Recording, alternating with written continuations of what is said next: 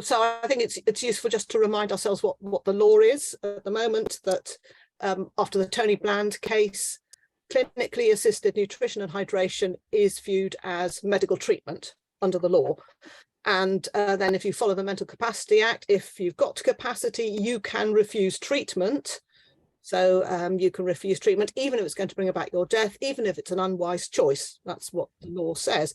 But also following the Leslie Burke case, people can't demand treatment. And of course, that's precisely what Leslie Burke was asking for. He was saying that should he eventually lose capacity, he wanted to be reassured that the clinicians would give him food and fluids. When it comes to patients who don't have capacity, then the decision is going to be made by the clinician, and the clinician should make the decision in the best interests of the patient. And there's also an element that they're supposed to consult with family and carers and friends. And I looked up what GMC guidance was on this, and it's interesting when they talk about good practice, because they say that all patients are entitled to food and drink of adequate quantity and quality and help they need to eat and drink. And that's important because it helps to prevent or treat illnesses and symptoms. So food is still seen, food and hydration is still seen as vitally important for people. And the GMC suggests that not everybody thinks that this is medical care, even amongst the medical profession. So that would seem to support certainly the Catholic viewpoint that giving assisted nutrition and hydration is basic care. And in principle, you should always give basic care. But to go back to the law and best interest and consulting the patient's family and friends, we had this rather difficult case in Plymouth of the man who had catastrophic injuries, and he was in a coma. He was a good Catholic, and all evidence seemed to point to the view that he would have supported pro-life Catholic teaching. And yet his wife said that in conversations, he had said he would not want to be a burden. He would not want to be like that, disabled. And so that was taken account as being his wishes. So we're now the situation that the wishes of the patient, even expressed orally, are almost the tipping point for doctors in the best interests. When they look at best interests, when they're trying to explain the burdens and the benefits, if there's a fine balance, clinicians could take the view that it would have been the wishes of a patient not to receive clinically assisted hydration and nutrition. So that's interesting if it's going to be the deciding factor, because you want to watch what exactly you're making, what decisions you're making. So that, I think the main point here is, don't make conversations over the breakfast table, just in case somebody thinks that that's really what you want. So how are we going to sort of manage this? Well, maybe we can talk in terms of advanced planning. Advanced planning is not the same as advanced directives. Advanced directives are so that you can refuse treatment, but maybe with a system of advanced planning, people could actually say that they do regard food and fluids as basic care, that they do want this as far as possible at the end of life. And also they could say things like they would like the priest called, or whatever they want, Gregorian chant at the end, or whatever it is. But there's something here that we could do maybe with advanced planning. We could do more to tackle the sort of discriminatory attitude that says that people are burdens or could be burdens, particularly if they're disabled. So I think we need to address that as well.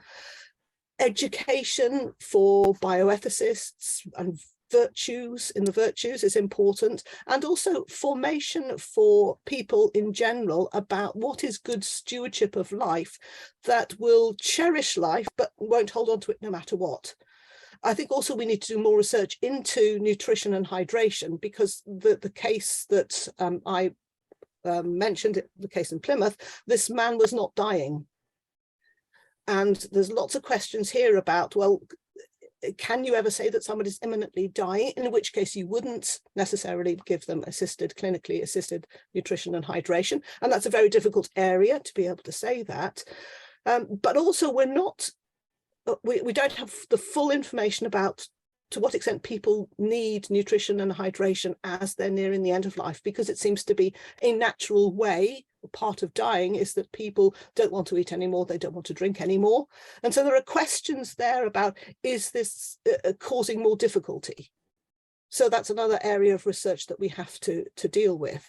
But I think where possible, we should always think about spoon feeding the patient. Because there is a rush maybe to think about clinically assisted nutrition and hydration simply because it's quicker, it's cheaper, or it's easier, or people don't think it's quite so risky. So taking the Catholic position, of course, the provision of nutrition and hydration, even if it's clinically assisted, isn't medical treatment. We think of it as being ordinary care. So in principle, it is obligatory. Things that are obligatory or positive precept, feed people, might be subject to a physical impossibility or moral impossibility. So there could be a physical impossibility. So you feed people, but not if the only thing you're doing is feeding the tumour, or possibly not if the person can't ingest it. Perhaps they've got a sort of cancer around about the throat or whatever, and you can't actually get the food to them. Moral impossibility in the tradition speaks about serious reasons like enormous pain or burden, but it has to be really serious reasons. So from our point of view, in principle, we feed people.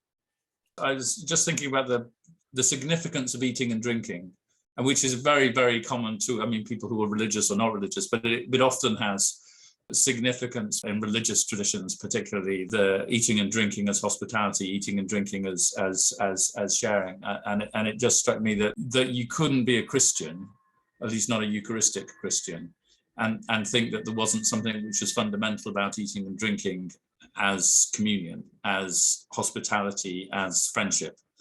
And that therefore, even if we want to say it's sometimes difficult to see the wood for the trees or the food from the tubes or whatever, and there are other things that get in the way, the significance of feeding, and particularly I think therefore more with spoon feeding than with tube feeding, because it is more feeding, because it is more like ordinary feeding, should have a significance for us more than just other medical treatments. Yes.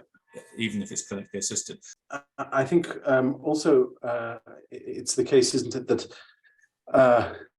when thinking about this kind of thing, when thinking about medical ethics, when thinking about the principles of beneficence and non-maleficence, so doing good or not doing harm and so forth, there's the obvious difficulty that arises when people take that to mean that the first thing they should do, primum non nocere, first do no harm, that there are in fact some circumstances in which you can't avoid harm or at least risk of harm. So in a circumstance, for example, where someone can't swallow, or where there's risk of oral feeding, but this person, say, refuses clinically assisted means of nutrition and hydration, obviously you're paralyzed into inaction, which is terrible if your first principle is to do no harm. You can't do that. You can't do no harm. So in that circumstance, obviously wanting to do something good and hopefully wanting to try and feed, to spoon feed and so forth, cautiously insofar as one can. But I just, Pierre, I wonder if it's, if you could explain a little bit about why it was the case that post the Bland case, nutrition and hydration was not seen as basic care, but as treatment. The Bland case was brought, this is Tony Bland, who was in persistent vegetative state after the Hillsborough disaster, and he had lived like that for quite some time, and his parents wanted to let him go. They wanted to allow him to die. In persistent vegetative state, you can breathe on your own. What is keeping you going, if you like, is artificial hydration and nutrition. You know, these patients are not dying. And so the only way to bring about Bland's death, according to some of the judges, intentionally, was to remove food and fluids. And because it was clinically assisted, they called that medical treatment. So I think sort of that's sort of where it's coming from. There's also a difficulty of thinking that just because you are using technology of some kind, it must therefore be treatment. So that's sort of another side to that, maybe. And I think that even we would say, even though the provision itself of food and fluids, even if by artificial means, is part of basic care, intubating, and particularly the insertion of, say, a PEG tube, or that these things are themselves clinical interventions. Now, they may also be justified clinical interventions because they're reasonable and they deliver, but they're still, to put a tube into somebody's stomach is not itself an act of feeding, though it then does facilitate feeding. So there may be differences between, as we're different parts of the process. And another useful thing I think in the GMC guidance is first of all, it says you should orally feed if you can, and then find out why that's a problem if there is. But then when you come to clinically assisted nutrition and hydration, you should assess the need for either separately and the burdens of each separately, and think, is there a way to do it, and look at it in terms of what you're trying to achieve, and do the things that achieve it. My concern in relation to both in the RS case, which is the Plymouth case, and Tony Bland, is that they wanted to withdraw not because it was ineffective, but because it was effective. It was, as you say, this wish for closure, this wish to withdraw treatment in order that somebody should end their life. That seems to have been at stake in those kind of cases. Yeah, well, it's from the practical implication point of view, there are some additional elements that we need to consider.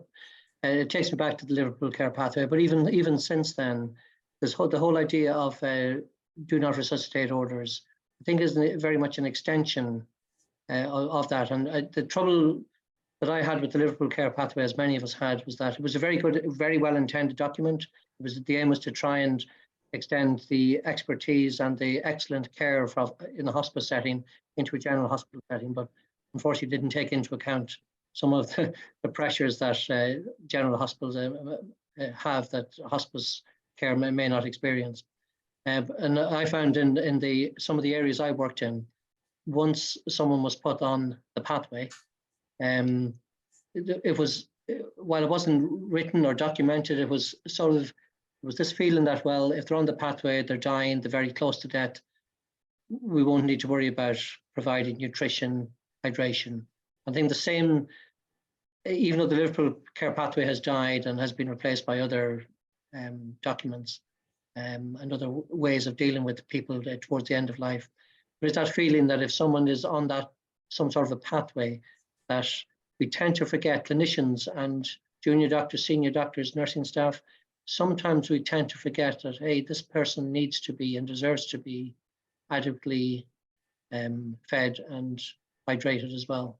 So there is a danger that whole philosophy of end of life terminal care, that we tend to forget about the other needs, the basic needs, as Pia said, that patients deserve and that we have a duty to provide. Well, certainly the GMC guidelines talk a lot about always reassessing the situation, even once you've made a decision, and that's a sort of salutary reminder that you just reminded clinicians about that. I suppose one of my concerns is the view that we're not looking at the treatment, whether or not the treatment is clinically indicated, but decisions are being made on the worthwhileness of people's lives. And that's where we really need to take a step back and think again, particularly about our views, discriminatory attitudes towards disabled lives. And coming to what Dermot said about the environment of the general hospital and so on, and I was just reading this morning of the Ombudsman's complaints about being excluded from investigation of hospitals in a particular hospital in Birmingham, and they just mentioned in passing that there were 30,000 complaints to the Ombudsman, and they have to be at a certain level before they get to the Ombudsman, and many don't get there, and there are other ways of making complaints. So that there are, I mean, when we think of sometimes whatever the guidelines are, sort of nice guidelines somewhere, that there are going to be pressures there are going to be pressures on the ground, and it'll be often for relatives and clinicians to keep their eyes out, whatever the guidance are about people's needs, I would say.